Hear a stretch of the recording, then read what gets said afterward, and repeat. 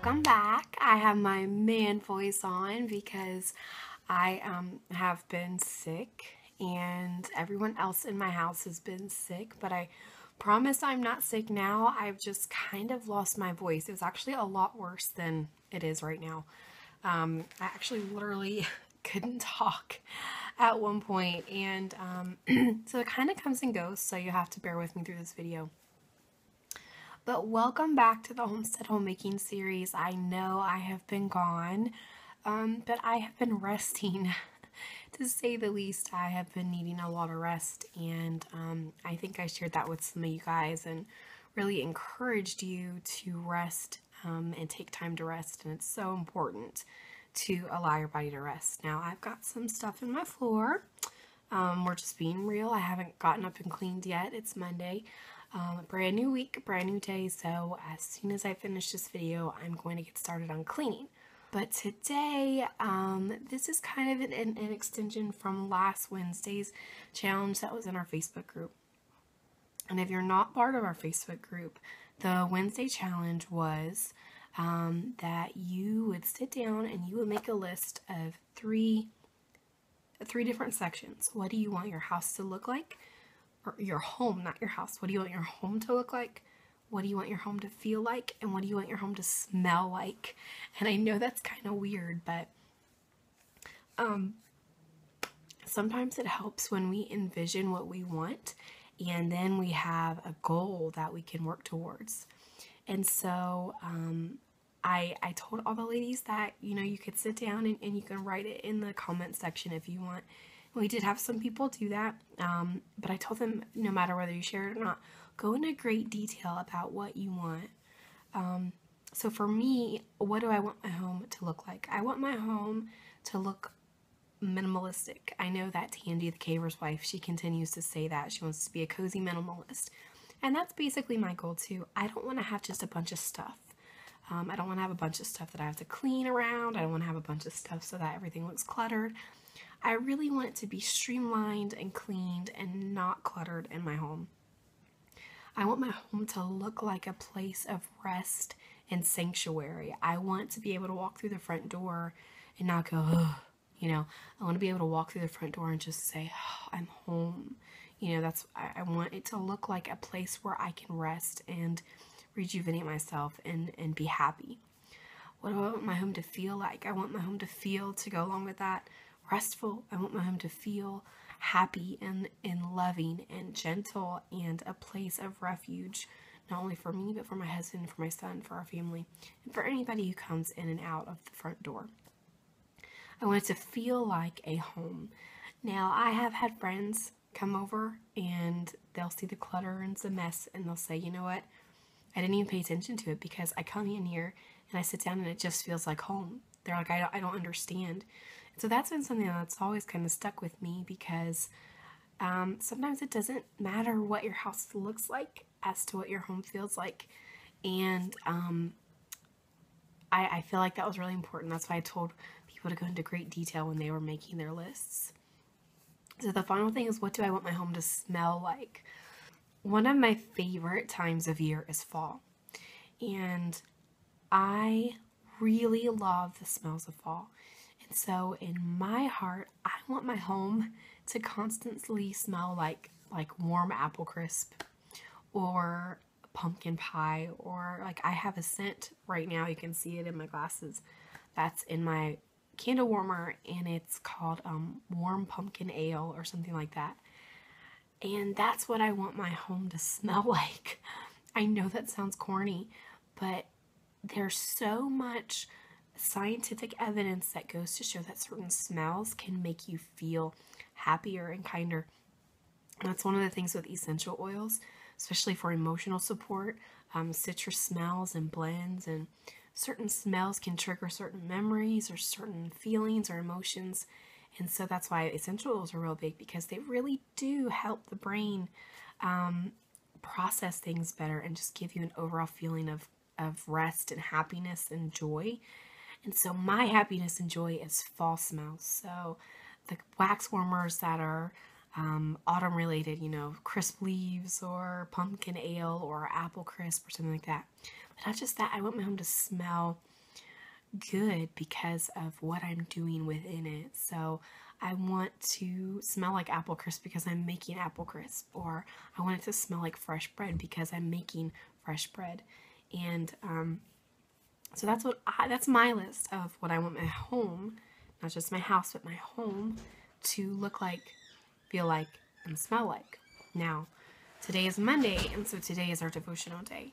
So I told you ladies that if you made that list, that come Monday during our devotional, we would be making another list that might actually help you accomplish what you want your home to look, feel, and smell like. Because ultimately, your home, what it looks like and feels like and smells like, begins with you. And so today's list is actually about you. And if you can have your own list about what you want to be like, then your home will very quickly start to fall into place and follow suit. And so I think that we have to work in layers, okay? It's just like with maintaining a clean house. You have to work in layers. You have to start with a room and then go to the next room and then peel back all of those layers of uncleanliness and purge and clutter and stuff like that before you actually get down to a maintainable room. What you want your home to look like, feel like, and smell like list, that's great, but you can't do that until you work on yourself. And so Tangi has often said that this series isn't about just work in general. It's about heart work, and it's about us and building our own character. The wife of noble character talked about her character in Proverbs 31, and this is heart work for us too, ladies. This is the one thing that I'm finding more consistent in this series is that women are changing, not just their home, but women's character traits are changing. So today's list, I want you to sit down. I don't want you to necessarily do it right now. I want you to sit down and get in a quiet place at some point today or at some point this week. And I want you to make a list about who do you want to be. Okay, I have my list. I sat down and I made a list of 20 different things. Now you can write 20 things, you can write 80 things, you can write 3 things. But I really want you to sit down and think about who do you want to be as a person. Not just as a mom, not just as a wife, but who do you want to be as a person? Ultimately, now is the time for us to stop and really take a look at ourselves. I think this is healthy. I think it's necessary. I don't think a lot of people do this. I think a lot of people make lists for other things, but they don't make a list for themselves. What are your goals? What do you want to accomplish as a person? Who do you want to be in detail? What do you want to look like and feel like and smell like, you know? We talked about our home, but who do you want to be? So I'm going to give you some examples of things that are on my list. In fact, I'm just going to read you my list. So number 1, this is in no particular order. I just wrote down things as I felt it, okay? Obviously, God first, husband second, children third, house fourth, or whatever. But this is just a list I made, no particular order, just mind dump, who I want to be. So the first thing I wrote down was passionate follower of Christ. Through all of this, I can't be a good person unless I'm passionate follower of Christ. So next is a passionate prayer life, because we are nothing without prayer, that's for sure. But I think we often just don't pray. I think we speak a lot of words, but we don't actually pray. Number 3 is be a minimalist, which we talked about. Not having a lot of stuff, not having a lot of clutter, which my little boy also has a lot of clutter, which we're working through.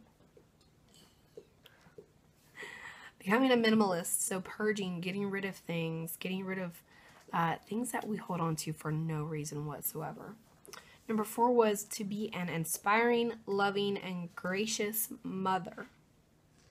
That's not gonna happen. You got gunk coming out of your eye. I wonder if you have pink eye again. Remind me to put some stuff in it. I want to be an inspiring, loving, and gracious mother. I want to be a grace-filled parent. gracious parenting is my goal, I think. Even when I feel like I could pop him upside the head. Number 5 is become a merciful, loving, and gracious wife. I feel like that's really important in my household. Be a passionate homemaker. I want to be passionate about homemaking. That's just who I want to be. So then I go into a little bit more detail. How do I accomplish those things? How do I become a passionate follower of Christ, have a passionate prayer life, be a minimalist, be an inspiring, loving, gracious mother, and merciful, loving, and gracious wife, and a passionate homemaker? So I did like the top 6 things I want to be, and then I went into greater detail. So number 7, I put disconnect from social media for all but 1 to 2 days per week. Now, is that realistic? I don't know. But I put that down because in my ultimate who I want to be as being a minimalist, I shouldn't have to depend on the internet at all, a lot. So I put 1 to 2 days a week. Number 8, I put read more books. When you're reading more books, you're spending less time on social media and you're learning more. I think in our society, we don't learn as much good, important information because we don't read as many books. Number 9, I put garden more. That's a given. Number 10, I put feel freedom from opinions, media, and chatter. This is huge for me. Feel freedom from other people's opinions, the media, and just empty chatter. I feel like me as a person, I dwell on these things a lot, and if I disconnect myself from it, I'll have more time to think on the good things. Number 11 is use my words more wisely. Number 12 is I want to be gentle and quiet in spirit in my home. It doesn't mean lose my character. I'm a pretty outgoing person, but I feel like I could be a little gentler and a little more quiet in spirit in my home. Number 13, use skill sets to fill my time, such as baking bread, gardening, and cleaning. We talked about this in another video about perfecting skill sets, not cell phones.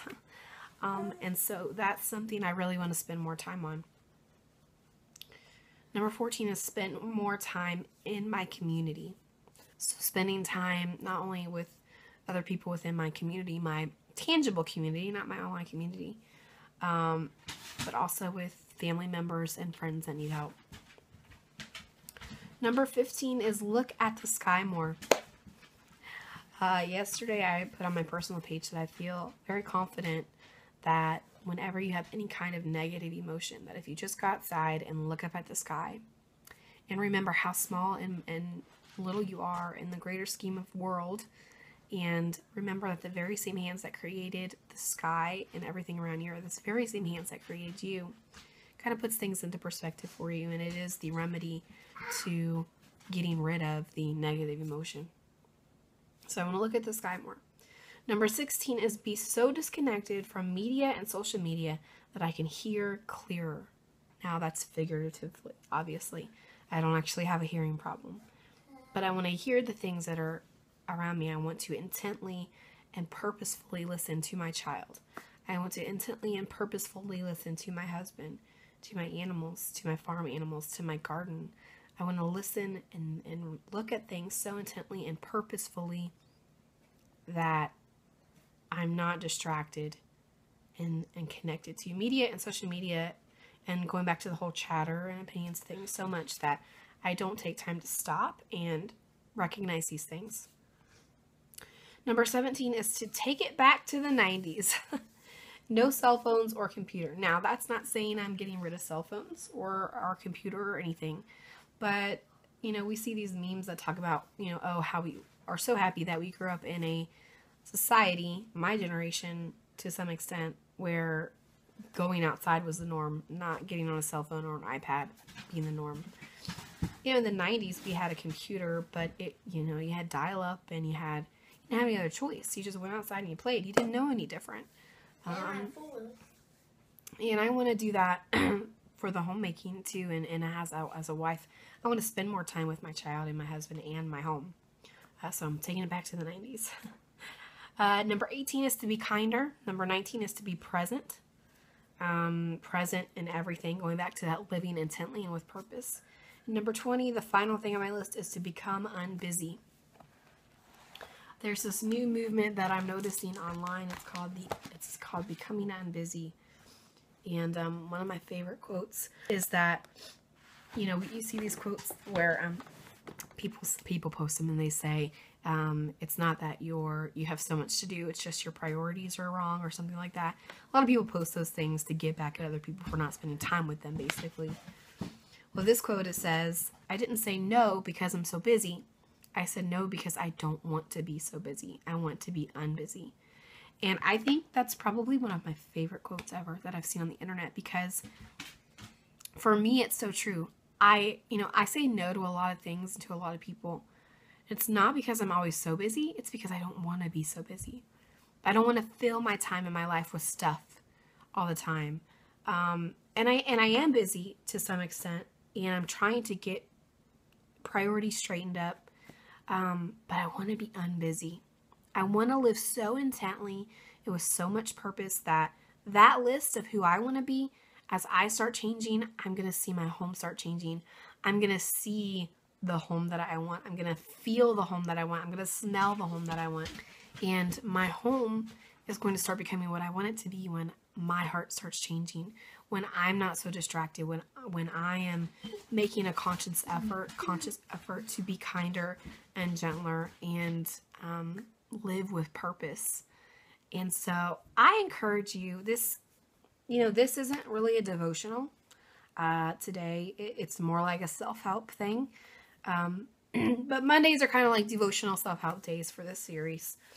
I really, really encourage you to sit down and make a list of your things that you want your house to look, what you want your home, I keep saying house, what you want your home to look like, feel like, and smell like in great detail, so that you have that goal on one side. And then this week, take the time to really look inside yourself. And a lot of times I find that when I sit down and I look at myself, I really don't like a lot of what I see.